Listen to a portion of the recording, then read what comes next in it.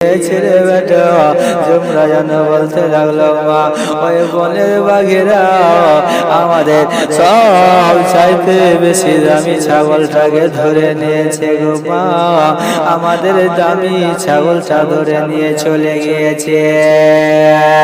হযরতে মা হালিমা রাদিয়াল্লাহু তাআলা আনহা যেমনই বাবা এই কথা শুনলেন, হযরতে মা হালিমার চোখ দিয়ে যেন পানি বয়ে গেল। হযরতে মা হালিমার যেন মনটা খারাপ হয়ে গেল। হযরতে মা হালিমা যেন কান্না করতে লেগেছে। আর এর মধ্যে আমার দয়ার নবী রাহমাতাল লিল আলামিন নবী আমার যেন বাবা ঘরের ভিতরে ছিল, নবী আমার যেন বাইরে চলে আসলো। যেমনই বাইরে চলে আসা দেখে যে হযরতে মা হালিমা রাদিয়াল্লাহু তাআলা কান্না করছেন। মা হালিমা রাদিয়াল্লাহু তাআলা আনহা যেন কান্না করছেন।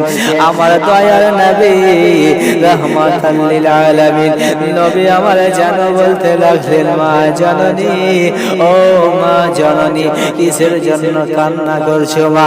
ও মা জননী, আমি সব সয়ে নিব গো মা, কিন্তু তোমার চোখের জল আমি সহ্য করতে পারি না, তোমার কান্না আমি সহ্য করতে পারি না গো মা। মা জননী একবার বলে দাও কিসের জন্য কান্না করতেছো? হযরতে মা হালিমা রাদিয়াল্লাহু তাআলা আনহা বললেন, বেটা ও আমার কলিজার টুকরা, আমার চোখ দিয়ে জলে এই জন্য যে আমাদের সব চাইতে দামি ছাগলটা বাঘেরা ধরে নিয়ে চলে গিয়েছি, তার জন্য আমার মনটা খারাপ করছে রে বাপ, তার জন্য আমার চোখ দিয়ে পানি বয়। আমার দয়ার নবী রাহমাতাল লিল আলামিন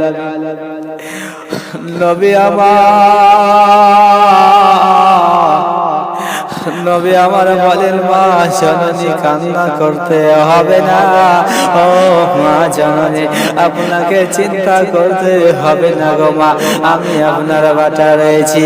ও মা জননী আপনি চিন্তা করবেন না গো মা, আমি আপনার বাটা মুহাম্মদ, আমি জঙ্গলে গিয়ে আমি আপনার ছাগলকে ফিরিয়ে এনে দেব।